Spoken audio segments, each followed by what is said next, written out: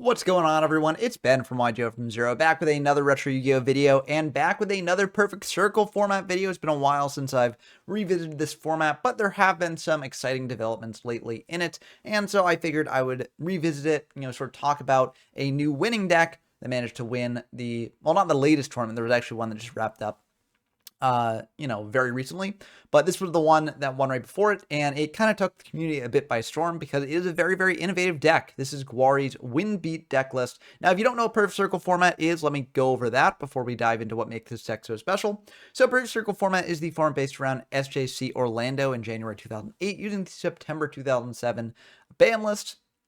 And is a format that for a long time has been dominated by Perfect Circle Monarch.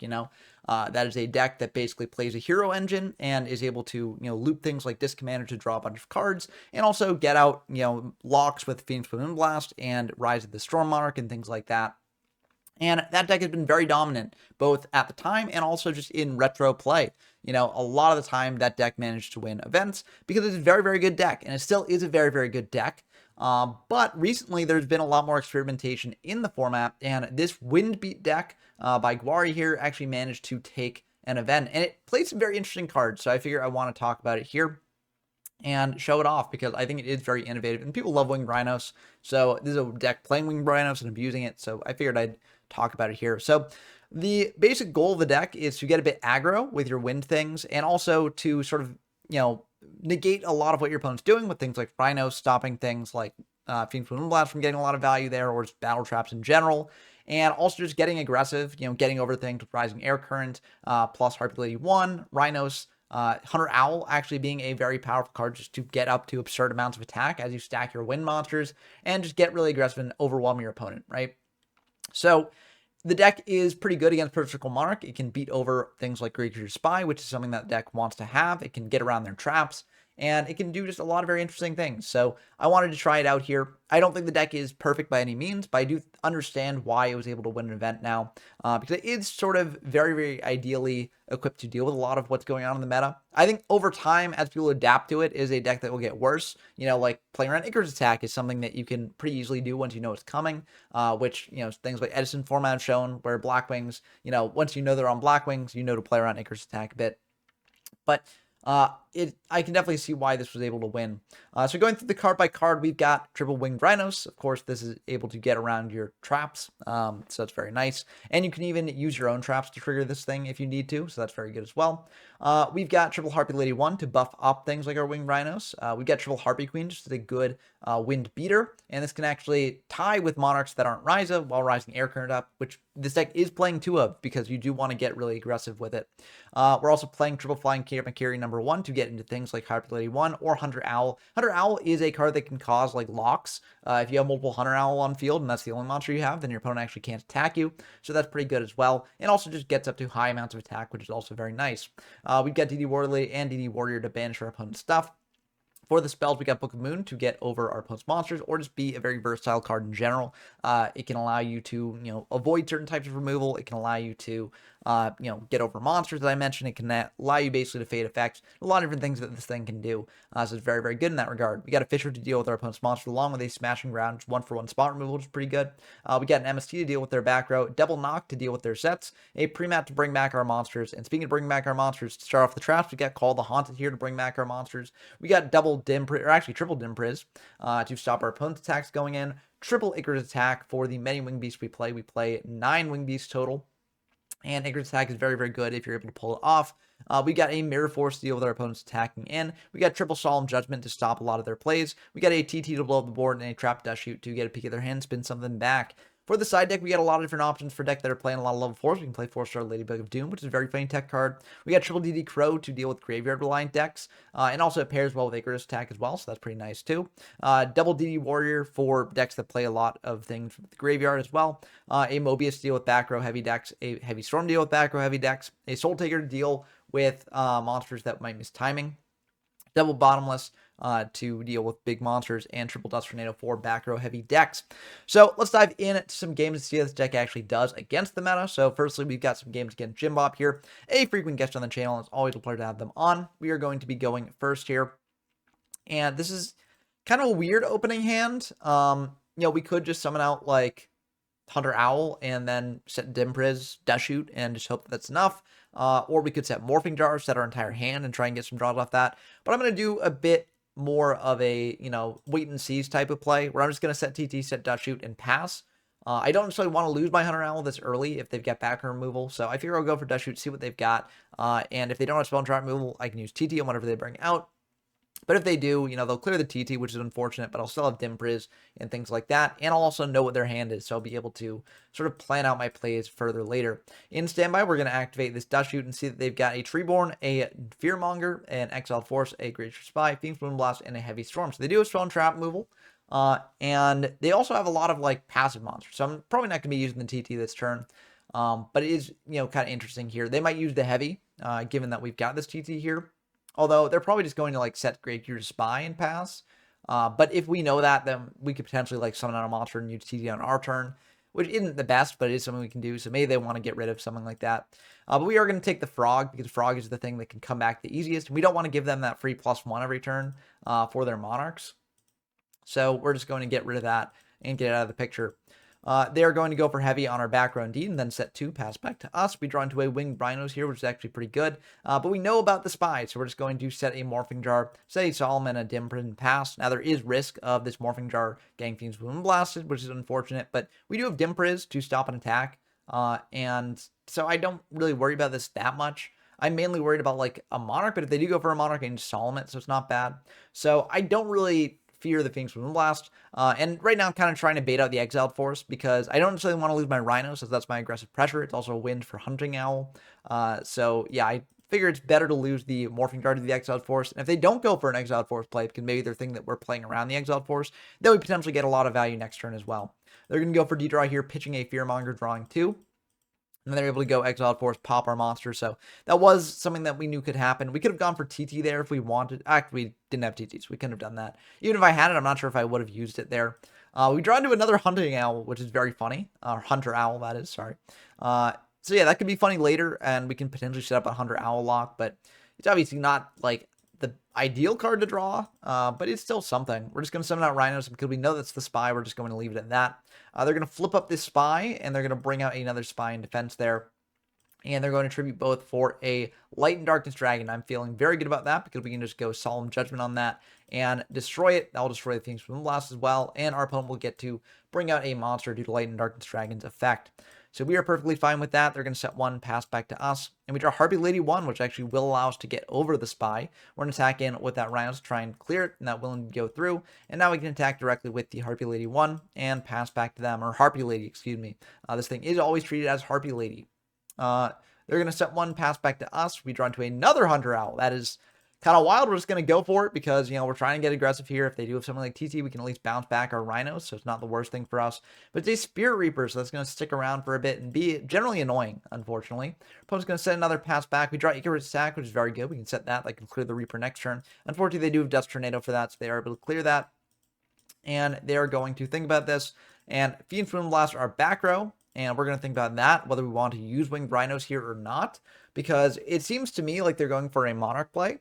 I ultimately decide not to go for the Rhinos here, and the reason for that is I don't want them to then summon out Ryza, right? Spin back like Harpy Lady 1 and attack over Hunter Owl, which then prevents us from actually setting up a Hunter Owl lock. And given our hand, that's kind of one of the only plays we have to get actual value out of the Hunter Owls. So I actually want to leave the Rhinos on field. And potentially that'll make it harder for them to actually clear the Hunter Owl this turn. But they are going to spin the correct choice here, the Hunter Owl. That is indeed correct for them to do. As wild as it may seem, it is correct to do this because it potentially shuts off the Hunter Owl lock. They are going to attack into our Rhinos here and then pass back to us. Now, Harpy Lady 1 buffs every wind monster on the field, so the Ryza will still be buffed here as well, unfortunately. That's one of the downsides of this deck. But we're just going to summon out the Hunter Owl and hope they don't draw another monster that can then clear the Hunter Owl next turn after they clear the Harpy Lady 1. We could have left the Harpy Lady 1 in attack to try and, I don't necessarily know what this deck would play that would be within the range of, 15 to 1600. Yeah, it's DD Warrior Lady, but, they could just clear that anyways with that, so it doesn't really matter here overall. But yeah, they're just going to attack over Harpy Lady 1 and set 1, pass back to us. We draw into a Dimpriz here. We're going to summon out the Owl, set the Dimpriz. We're going to attack it and set. We set the Dimpriz first because it could be Morphing Jar. We're going to set that anyways. And no flip monster that really prevents us from setting the Dimpers here. And yeah, but unfortunately they do have this guard, so they're able to bounce back our Hunter Owl and break up the loop. But they would have been able to flip the guard and bounce back our Hunter Owl anyways, so it's not the worst thing in the world to attack into that. Just is kind of unfortunate here. They're going to set one pass back to us. We draw Premat here, which actually does let us go potentially over the Ryza this turn if we want to, but we choose not to go for it yet, and we are very glad we did that because they do have MST for our Premat there. So they're going to go for a Rhoda here, search at a Stratos, and Stratos would also get the buff from Harpy Lady 1, which is kind of funny. But they're going to search that out, search out the Disc Commander there, and then just pass back to us. We draw the Harpy Lady 1 there. But we're just going to summon out the third Hunter Owl because this makes 25 for all of our monsters here, which is very, very good attack stat. We can actually clear their entire board and get in directly. And we know the exact card in their hand because of Stratos search. So I'm feeling very, very good about this game.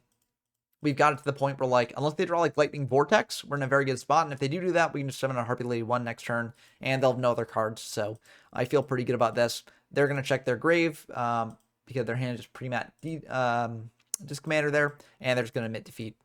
So unfortunately, they weren't able to do anything to actually out our Hunter Owls because, one, if they managed to clear one, we still have the lock online, and there's still 2,000 attack each. And if I summon a Wind Monster next turn, they're even more attack. So it's not necessarily the best for them, even if they bring out, like, Exiled Force. They could try going for Stratos, but that also didn't really do anything for them. So that was a pretty good first game for us. Now, game 2 and 3, we do side in some Crows. This game, we sided out one Dust Shoot and one Flying Kamakiri number 1, because I feel like Flying Kamakiri number 1, I don't have the most faith in it against the Perfect Circle Monarch deck, because Perfect Circle Monarch has so many ways to clear things on field that are not by battle. So I'm not really sure how much value this will be able to get us here.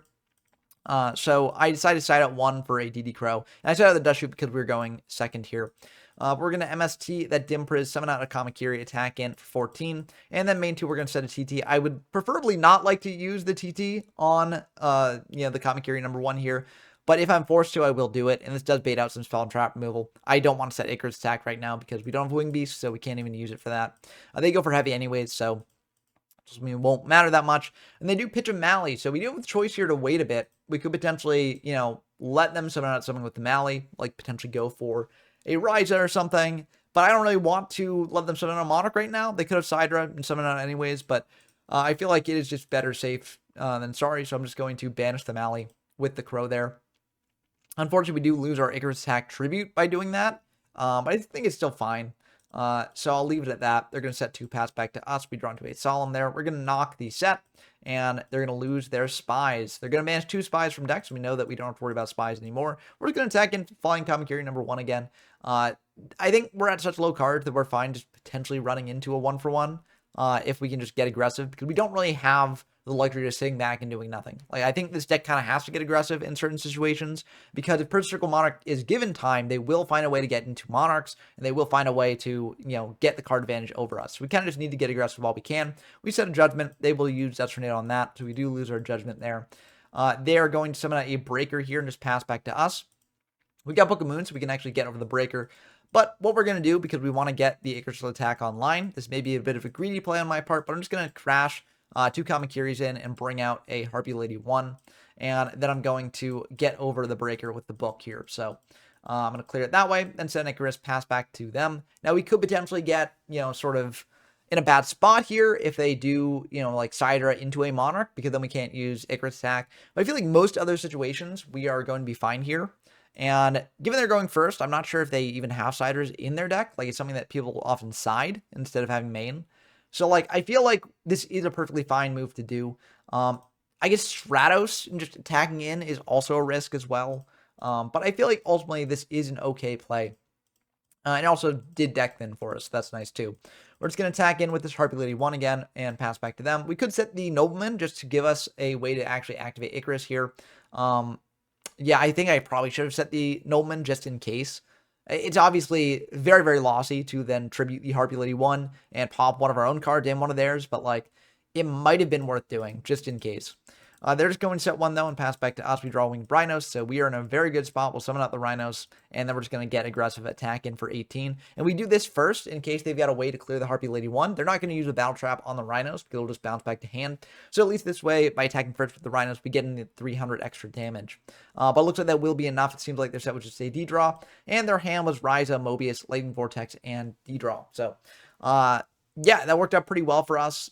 I think that there were some situations where DD Crowing the Mally would have been the wrong play, like depending on what their hand was. But again, I felt like they probably had a Monarch, and we did not want them to let them establish a Monarch into the board we had there. And so I think it ultimately was a decent play, and it did work out for us this game.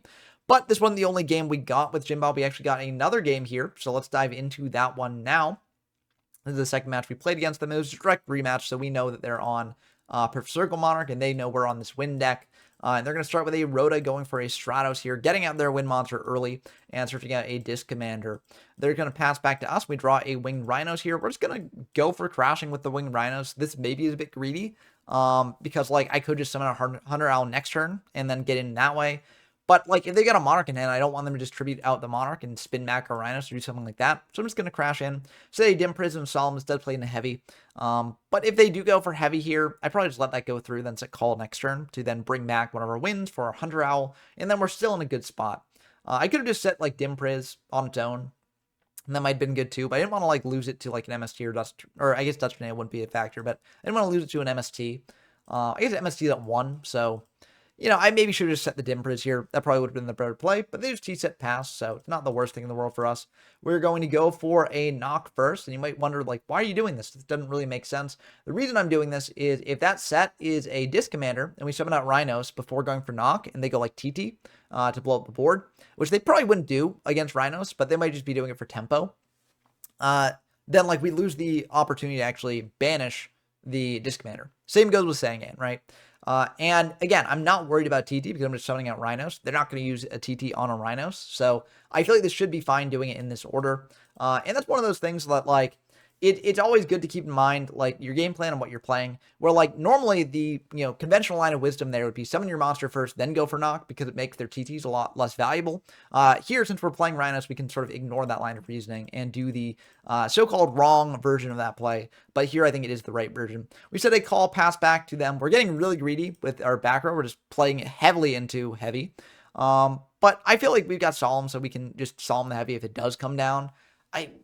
I don't know. This might be just too greedy on my part, but I'm like, okay, we got them kind of on the ropes here. We banished some of their spies. I want to get over their spy that they're going to bring out next turn because we know that they've got a third spy unless they sided out a spy. So if they have the third spy in hand, what I want to do is summon a Hunter Owl this turn and then attack him with that, ask if anything's done an attack deck, and then go for Call the Haunted if nothing is in battle step. So that will dodge around like Mirror Force and also will enable our Hunter Owl to actually get over their spy. So that is my game plan for next turn. That's why I go aggressive here, but this is playing really into heavy, so maybe I didn't have to. But let's see what happens here. We are going to bring out that Hunter Owl indeed that will indeed walk, and we're going to declare an attack, and we actually do, we like start typing, but they flip up the spy, but that is how it happens sometimes. Communication's awkward, you know, when you play online. It can be a bit tough to actually, you know, convey the intention here. But again, you know, they banished 2 with knock, so we knew that this was coming. That's why we set the Call the Haunted the previous turn. But we do go for the call on the battle step to bring back that Winged Rhinos here and then get over the spy. Unfortunately, they have guard index, so they are able to bring that out, and we can't clear that. But we were able to clear the spy, so Lad isn't coming down at least. We say another Dim Priz here because now we're all into heavy, so like, you know, if they do heavy us, we probably do want to Solemn this actually. And they are going to draw, go for a Soul Exchange on our Hunter Owl. We could potentially Solemn this just to prevent them from going for a big play here. I don't really feel like that is good for us though, because like they can just tribute over their guard if it's like a Monarch, so it's still kind of awkward for us. So we do let that go through, and they are able to tribute out the Hunter Owl. I think you could argue that Hunter Owl is so essential for us that like we don't want to lose it here because it's just 2500 attack that gets over whatever Monarch they have. So we might want to have Solemn Judgment in that instead. I don't know. It's definitely a bit of an iffy decision there. But I think it's ultimately fine.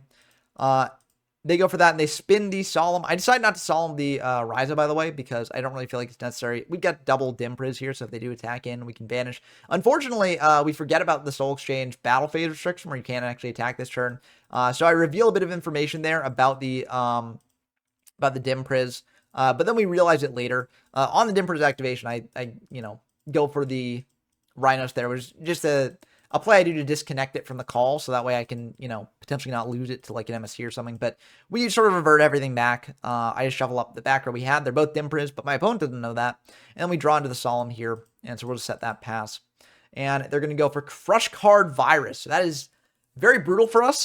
They actually got really lucky on the 1 out of 3 here because we would have wanted to Solemn that Crush card, but unfortunately, we did not have access to that because they did spin back the correct card there. So it's not the end of the game just yet, but it is definitely getting there. It's a bit unfortunate. We do just spin back the Rhinos because in case like they're playing True Nate or something, or they have to spin back a call, then like we get call back and we can bring something back. But I think this was actually a misplay. We should have just let the call die. One, it clogs our zones, and two, it does enable them to summon out Oriza into a board that might have otherwise been empty for us.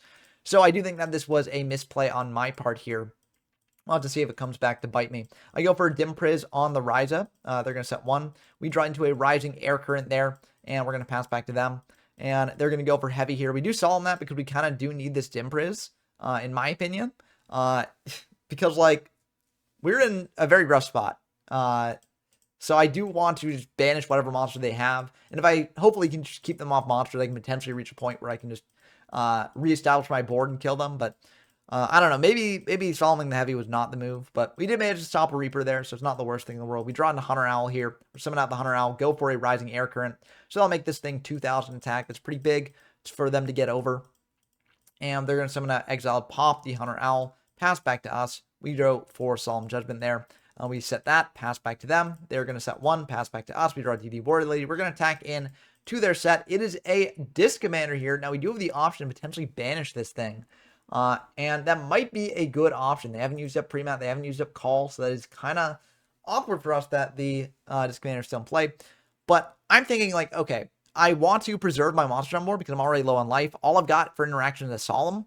So like, I don't necessarily want to lose my Warrior Lady right now. I maybe save the Solemn for if they go for Revival on the Disc Commander, and then just save it for that. So I will just let the Disc Commander die, go to Grave. Maybe that's a mistake on my part, but looks like we're still doing okay. We're going to attack into their set with the Warrior Lady. It is a Sangan, and this I actually think I am okay banishing here. I think I do want to prevent them from getting a search because they could get out a number of things that would make things a bit more difficult for us. So I don't necessarily want to give them that. I mean, you could argue that maybe they don't really have enough left in deck to actually do much with it. But like, if they're just waiting for a Destiny Hero for like a D-draw or something, they don't want to give them that. So like, I'm just going to, do that, pass back to them. They do unfortunately have the D-draw. So it looks like they had the Mally in hand already. So, they're just waiting for the D-draw instead of the other way around. But I think it's still good to banish that, prevent them from even getting that. They're going to go for a Gold Shark, banishing a BrainCon here, then go for Mally, trying to bring out another Mally. And that will indeed be fine. They're going to tribute for a Ryza. We are just going to Solemn that, just not letting that stay on field because we don't really have a good way to remove it. We draw into a TT, so that's pretty good. We're going to set that pass back to them. And they're going to go for another D-draw, pitching a Fearmonger, drawing 2. And now they're going to go for a DD Warrior Lady. We are going to TT that, get it off the field, and they're going to pass back to us. We draw Flying Kamakiri number 1, but we do know about the BrainCon coming, so we can't summon this thing out. I mean, we could, but then if they've got any other monster in their hand, they can just take it and kill us. So we don't necessarily want to do that there.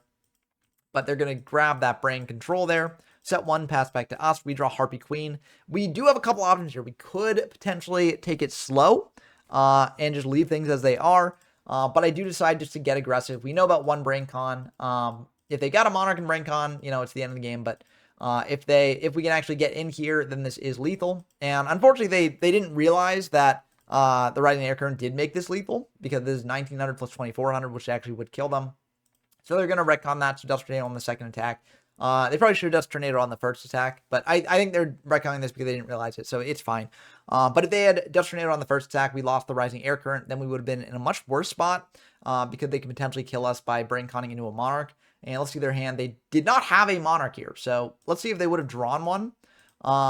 But so it might not have mattered here anyways. They just drew into Treeborn Frog, so that actually would be the end of the game for them here. So we got lucky. We definitely played a bit greedy here. We played into BrainCon plus Monarch, like very, very much. And they would have had that if they had Dust Tornado in the first attack. But as is, they did not have a way to kill us here. And so we would have actually won this either way. So very good stuff for us there. Good game 1. Now we're going into game 2. And we decided the same way we did in the first match because it seemed to work out well for us there. So let's see if it works out well for us here. This is kind of an awkward opening hand, but they're going to open with a D-draw plus Disc Commander. That's very good for them. They're going to set 2, pass back to us. We run a Harpy Lady 1. We're just going to summon that thing out and go for a Rising Air Current to try and get over what we think to be a Gravekeeper Spy. And it is indeed a Gravekeeper Spy. So that's going to bring out another Gravekeeper Spy. And main two, we're just going to smash that to deprive them of tribute fodder. And then we're going to set 2, pass back to them. We know that they side a bunch of Dust Tornadoes, or at least they've had a bunch of Dust Tornadoes in these games. So we want to set 2 to sort of diversify the options for what we're going to do here. And also, we're thinking ahead to the turn. We're like, okay, our other card in hand is Morphing Jar. So we want to set that on a following turn. So we want to get these things out like relatively naturally here. So our opponent isn't just like primed to think of a Morphing Jar when we actually do go for it. They're going to go for an Exiled Force there and pop our Harpy Lady 1. We choose not to go for the Icarus attack because that would be very lossy for us. We'd have to target one of our own. And they're just going to set 1 pass back. We set a Morphing Jar and a TT here. And they do sniff out the Morphing Jar. They're going to set a bunch, pass back to us. And I think it is just good to flip the Morphing Jar, try and get in as many things as we got. They lose a Lightning Dark Dragon, but they do draw 5. We draw 5 as well. We could have potentially just gone for like pre-mat on one of our monsters, like the Harpy Lady 1, just gotten in that way. Because then we can even use the Harpy Lady 1 to then Icarus attack and do stuff like that. So we could have done that instead and just left the Morphing Jar set because clearly our opponent does not have much gas here and the Morphing Jar gives them gas. That might have actually been the better play overall. But I think this is also fine because we're getting sort of first crack at what the Morphing Jar gives us here. So I think it's still pretty good. But yeah, we'll see what happens here. That's going to be fine. The Summon of Rhinos, that is. So now we're going to go for the pre-map because we're getting really aggressive. And if that Harpy Lady 1 hits the field, we do have an Icarus attack to pop more of their back row. So we are going to go for that. They are going to chain TT here.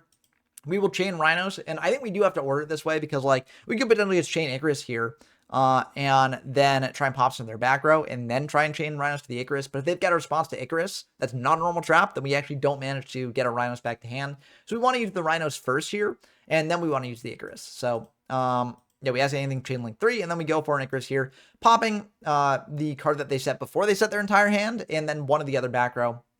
I'm just trying to hit something live, and then I'm trying to hit just a random other card that they might have wanted to preserve. So we do hit a Braincon and a Crush card, both of which are pretty good. We do lose our Morphing Jar here and our pre-mat along with the Icarus, but I think we're in a good spot. We do have the TT here to blow up what they bring out, and we got Rhinos to just get aggressive here as well. They go for a Stratos here, and we're going to let that go through. I think maybe I should have gone for a TT there, but it's fine.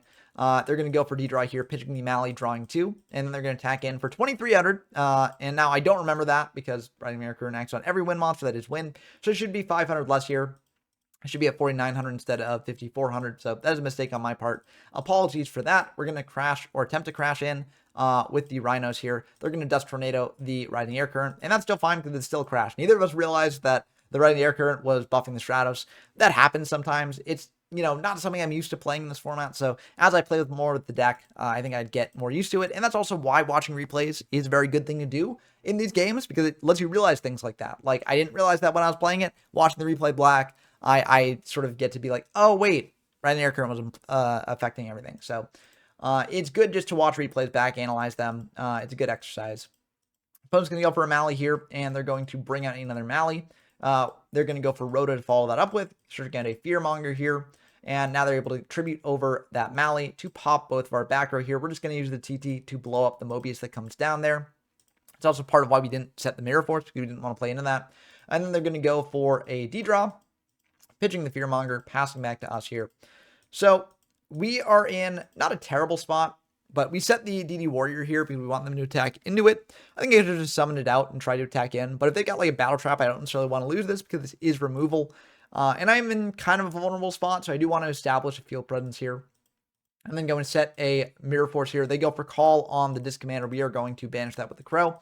And we're going to pass back to them. They go for a Soul Exchange on our set, and then spin back the set card there. That's kind of unfortunate for us, but we still have this Mirror Force here. We've got a DD Warrior Lady to get rid of the Ryza there, so it's not the worst thing in the world. They do go for Breaker, though, and they're able to pop the set, unfortunately. Now they're going to attack into our set with the DD, or not the DD Warrior Lady, but the Break of the Magic Warrior. We are just going to let that attack go through and not banish, and then they're going to attack over the Warrior Lady with their Ryza, so that will indeed go through. We're going to MST their other back row that's unknown, which was the Dimpris, so I'm very glad I didn't do any attacks in here. And we're going to attack in to their Breaker with the Harpy Lady 1, pass back to them, see what they do. They're going to go for a Spear Reaper here, rip out the Hunter Owl. That's quite unfortunate. I do think that we did want to crash the breaker because, you know, if we just summon out Harpy Lady 1, leave it at that, then they could potentially summon out a Monarch and ruin our day. So I do think it was fine to crash there, but unfortunately we did get a little bit punished for it. We set Solemn, pass back to them. They go for MST on our Solemn. They go for Warrior Lady, attack in 15. We don't have any cards in hand, so they're just going to switch the Reaper to protect their life points a bit. We draw into a Knock, which is not really that useful here. We figured since we were going second, it would be good. They are playing Spies and stuff, and we have seen how good Knock has been in the past in these games, but unfortunately, it just has not helped us here. We're going to go for Knock on the set, just get rid of the Spy, and then we're going to set a call, pass back to them. They are going to just try and attack in with the Warrior Lady. We think about this because we could potentially go for the call on our turn and just let them drop us down to 600. I am a bit nervous about that, though, because that is a very, very risky life total to be at. So I think I do just want to go for call here and just go for the Winged Rhinos because also, as a note, if they've got like Bottomless Trapple or something, right, and then they try and use Bottomless Trapple on this, we bounce back the Rhinos to hand, and then they attack him for 15. So we still survive, but now we have our Rhinos in hand to use next turn potentially. So, I mean, you could argue that that same thing would apply next turn, depending on what we get. But I think it is still fine going for this. We go for the Rhinos here, and they're actually going to choose not to attack it because they have a Lightning Vortex. So that is going to pop our Rhinos there. They had Dust Tornado anyways, so either way, you know, we were going to lose our Rhinos. And like, because they would have just dusted the call if they'd committed that, which I think they probably would have. And we just draw a Rising Air Current. That's not going to help us here. So we just set it to potentially not lose it to the Reaper. And they're just going to attack in 15 here, drop us down to 600, pass back to us. Do we draw something that can help us here? Nope, it's just another Knock. So a bit unfortunate there. I do think that, you know, this deck does want to, you know, play Knocks going second because this is a very aggressive deck. And also part of the idea is that, like, you probably will, like, whittle down your opponent to a point where, like, you're not drawing late game Knocks with nothing else. So, like, if you're in that spot, you're probably losing anyways. But, yeah, I think that second game we really misplayed with the Morphing Jar. I think I shouldn't have flipped it up. I got greedy with it. I should have just brought back the Harpy Lady 1 and then tried to go from there because I had Icarus attack and things like that. But, yeah, you know, you live and learn, and you learn to get better with the deck, get better with the cards. And I think that is an important thing to sort of draw from these replays, right? Because I'm trying to get better with this deck, as well as showing off in the replay. And I think this deck is pretty good. I think it does have some sauce. But I'm going to start by just setting a DD Warrior Lady and a Book of Moon. So, unfortunately, we drew Rhinos without any traps. That's kind of a rare occurrence in this deck, but, you know, it is what it is. We also did bring back in a Dust Shoot, so, like, you know, it's another trap that we could have had access to, but unfortunately, we did not get it. We're just going to bring out the Rhinos now, and we're going to poke in for 1800. We lost our Warrior Lady to an Exiled Force. Not the, you know, least common result that could have happened there. But we're just going to attack in, pass back to them, and they're going to set one, set another, pass back to us. So it's a bit interesting. We could go for heavy now, you know, but I figure we've got double Rhinos. So if they've got any traps there that do anything, we can just use Rhinos to bounce back, and that should be fine. So I figure we can just get aggressive here. We don't need to commit the heavy yet, and we should be fine. We're going to go for Rising Air Current to try and attack over a Spy. If we lose Rising Air Current to the heavy, that's also fine. I don't think necessarily is a make or break, and if we can get good value off this heavy, I think it's pretty good. So, yeah, this is potentially making our heavy a bit worse. We set a Dimpriz here because now we're like, well, we maybe don't want a heavy, but we can potentially get them to play into our heavy a bit more here. But yeah, I probably shouldn't have set the Dimpriz. That was probably a mistake because it does make my heavy option a bit worse later. But I think it's still fine. They go for Rhoda for Stratos here. And they're going to go for Stratos, search something with that. They're going to search at a Disc Commander here. And then they're going to go for D-Drop, pitching that Disc Commander. Drawing 2, going for pre-mat on the Disc Commander. We do have Crow just for this reason, so we're going to go for that. Unfortunately, they do call, so they're able to bring back the call. We cannot do anything to stop that, even though we will bluff that we can. And they're going to be able to bring that thing back, draw 2 cards there. So a bit unfortunate that they were able to play around the Crow. So if we had heavied them, they wouldn't have been able to play around the Crow. But for reasons that you'll see soon, I don't think it really would have mattered that much here. Because they had something very good that they could have done if we had heavied. We're going to attack into the Disc Commander, but unfortunately they do have this Crush Card virus to pop our Rhinos there, and we can't stop that, so we're just going to lose both our Rhinos. They see our hand here, and now we're in a bad spot. So they could have just Crush Carded the Spirit Reaper, and we would have still been in a terrible spot, but to be fair, you know, they might not have had the ability to actually, you know, draw 2 off the Disc Commander. They're going to bring out a Breaker, so we're going to book that down and then attack in with the Reaper there. We are going to dim priz that because we don't want to lose a card from hand, and they're going to attack in for 1800 here. They're going to pass back to us. We draw into a Dust Shoot, which is pretty decent at spinning back something from their hand, but they do have a lot of aggressive pressure here, so it might not matter. We're going to go for Dust Shoot. Oh, also, we should be lower in life because of the Stratos attacking in, so another good thing to note. You know, as I mentioned earlier, we kind of both forgot about that in these games, but I think the games where we forgot didn't actually end up mattering. So yeah, we're just going to take a ton of damage here because they've got DD Warrior Lady as well here, and things are not going well for us. We draw into Hunter Owl, so that is something at least, but we know about BrainCon in hand. Oh, I forgot to show the hand. They had BrainCon, Soul, Lad, and D-Draw. We spun back a Ryza because we didn't want them to spin back something that we had, and actually if they had gone for the Lad, it actually could have been potentially misplay because we could use Heavy to, you know, lower the attack of that, and it would have reduced the clock potentially a bit. But I mean, it's just kind of, we're in a bad spot. We lose no matter what. So it ultimately doesn't end up mattering. We're going to set the Heavy as a bluff, not that, you know, they don't know what it is, and they're just going to bring con our Hunter Owl, and that's going to be the end of the game. So very, very good games here, though. I think we did get a little bit unlucky here, but again, you know, that happens. It's Yu-Gi-Oh, right? Our opponent got a little bit unlucky against us as well, not trying into Monarchs. So it does happen. But yeah, I think this deck is really good against Perfect Circle Monarch. Now, I do think it does potentially suffer against some other decks, which we will actually see in the second replay we got against History of YGO1. I think one of the strengths about this deck is that it's very much an anti-meta deck. It's very aggressive, and Perfect Circle Monarch can only suffer against a deck like that. But here, things might go a bit poorly for us. So we're going to summon out a Flying Kamakiri #1, set Solemn Dim Priz, pass back to them. They are going to set 2, set 3, set 4, pass back to us. That does not bode well for us. We do have Rhinos to pretend like a TT or something like that. We're just going to attack in with the Kamakiri #1 for 14, and we're going to attack in with the Rhinos for 18. That will both go through, so we feel pretty good about that. We're going to set 1 here, pass back to them, and they're going to go for a Lava Golem on our board. That is very unfortunate for us, and especially when they follow up with the level limit area B. Now, I debated Soloming the level limit area B. I didn't want to Solemn the Lava Golem because, you know, that's just, we're losing so much. But if I Solemn the level limit area B, maybe, you know, I can get in for some damage next turn, potentially kill them with the Lava Golem plus from Rhinos with Call Haunted. But it's very clear there's a burn deck. So there is also a world where I Solemn and then they just burn us to death. Let's actually see if that was the case. They had Ceasefire, Secret Barrel, Just Desserts, and Solemn Judgment. So if we'd gone down to 4,000, we would have had 1, 2, 3, 4, 5 cards. We would have had a 6th card as well. So that would be 1,200 off Secret Barrel and then only 1,000 there. But then if you add it, yeah, so I think we actually would have potentially won here. Oh, they had another Secret Barrel in here. So if we had solved that, they would have set the other Secret Barrel. And I think we would have lost, yeah, because that would have been, when we had 6 cards here, that would have been 1,200 total. 1,000 for the Lava Golem in our standby phase. So yeah, it's already 2,400 from both Secret Barrels, and then just the Just Desserts and the Ceasefire just do it on its own. So yeah, and they've got a Solemn as well. So they could have Solemned our Solemn too. So like, we were definitely losing this one from this position. So I think it actually is correct to not Solemn Judgment. We've got Icarus Attack in hand. So we can potentially, if we get into a Wing Beast, use that to clear their level limit area B, which is what we plan to do. We're going to draw into Fisher. We can't really use that, so we're just going to keep that in hand. They set 1, pass back to us. We draw into Hunter Owl, so we will actually be able to use that to, you know, try and pop the board a bit.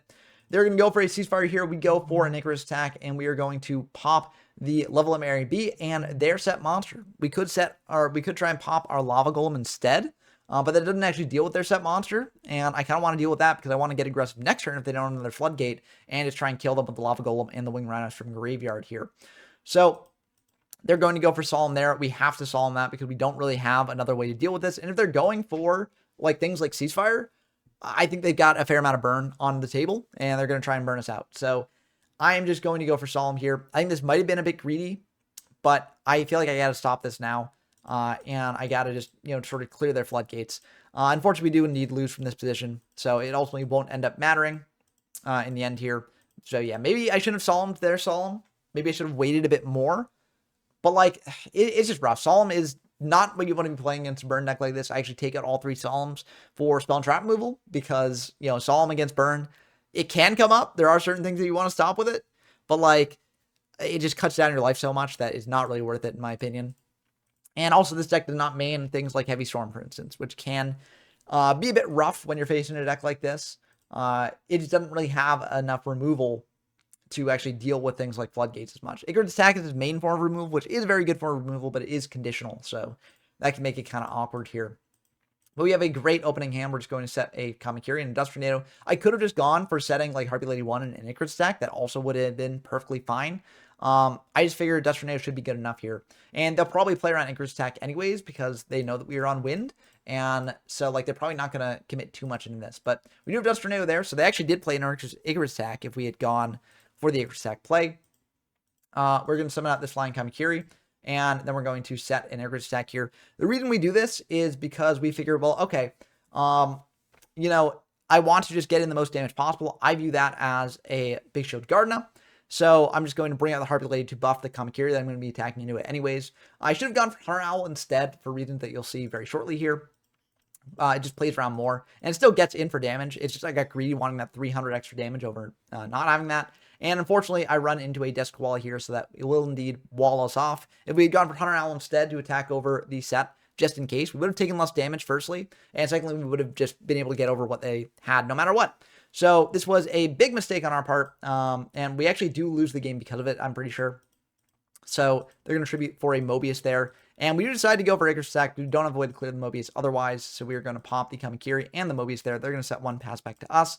We are going to go for a Winged Rhinos here, attack in directly for 18, and that will indeed go through. And we're going to pass back to them. And they're going to set one pass back to us. We draw into a Harpy Queen, which is pretty good. We're going to go for a Warrior Lady, just try and clear their set monster no matter what here. And they're going to think about this and go for a Mirror Force here. So that's a bit rough for us. We will indeed bounce back the Rhinos and let the Warrior Lady die, pass back to them. And they flip up a Disc-Koala here, deal us 2,000 damage, or not 2,000, 16, but then plus 1,100 there. We drop down to 4,000. They're going to set 3, pass back to us. And based on the way they're setting, I have the read that it's Morphing Jar. So I'm just going to summon out Rhinos, attack it in the set, try and get priority on the Morphing Jar rips. But unfortunately for us, it is Blast Sphere. So we got baited there. I think they definitely set their things, anticipating that we'd think that it's Morphing Jar and that we'd attack into it. But unfortunately, we got baited by the Blast Sphere here. If a normal trap's activated, we can bounce back the Rhinos, but they're probably just not going to do that. And unfortunately, they don't have enough cards in hand for the Dust Shield to be live. So we do take 1,800 from that. We're going to bring out the Harpy Queen here, and they are going to solve that just in case we've got an Icarus attack. So I think that makes sense. We're going to set the knock, pass back to them. They MST the knock, and they're going to tribute for a Ryza, and that will indeed be the end of the game. So again, I think I misplayed with the Disc-Koala. If I had attacked over that, then they wouldn't have had the tribute fodder on field for the Mobius to then force us to use the Icarus, and we would have been able to get more aggressive or use the Icarus in different ways. So yeah, I definitely misplayed there. Even if it was like Blast Sphere, it still would have been the better move to do because again, it plays around more things, right? Disc-Koala isn't necessarily going to be the thing that's set, but if we go for Hunter Owl, then we play around that capability. And again, actually, if it's Blast Sphere, then it's very good for us. We would then use Icarus attack with the Hunter Owl before their standby phase. So, but yeah. So that was a misplay on my part. I got too greedy for just a chip damage, which is not what you want to be doing against a deck like this. But again, it's live and learn. So, in the future, I probably wouldn't do that. I'd probably play around a little bit more things. But Burn's not something you see all that often. So it is one of those matchups that you do need to prepare for and get used to. But I do think, like, as you saw in Game 1 against this Burn matchup, it can definitely suffer against things that are like Floodgate decks or out of the ordinary decks like that. I think Games 2 and 3 has a better shot. But it is definitely a potential weakness for this deck. In a format like this. But then again, in Perfect Circle format, you're generally going to be playing against Perfect Circle Monarch, so I think this deck is very well equipped to deal with that. Although you might be playing against the other deck that managed to actually win an event recently, Gravekeepers, which was very, very cool. Let me know down in the comments below if you want me to feature that deck as well on the channel. I want to get through more cat format decks. There aren't going to be too many more cat format videos, but I do want to, keep the channel moving forward that way. But it is good to return to the past formats, especially when new developments like this happen in them. So I hope that you enjoyed the video. If you want to play Perfect Circle or any other format that I featured in the videos, head over to the YGO from Zero Discord server in the link down below. This is also where we host our weekly locals and also have monthly tournaments as well if you want to play in those. Also, if you want to support me directly, I've got a Patreon linked in the description down below. You join the Patreon and get shouted out in these videos. So big shouts to Rinswin, Porsche Raccoon, Bren Knocker, Tyler Compton, GeoMyFS, Dumpstrek, Scout Zero, and Damon Hess. It means a lot that you all support this way. Encourage me to make more videos like this one in the future. That's going to do it for the video. Like, comment, subscribe to all the YouTube stuff if you want to help grow the channel. And until next time, I've been Ben from YGO from Zero, signing off. Peace.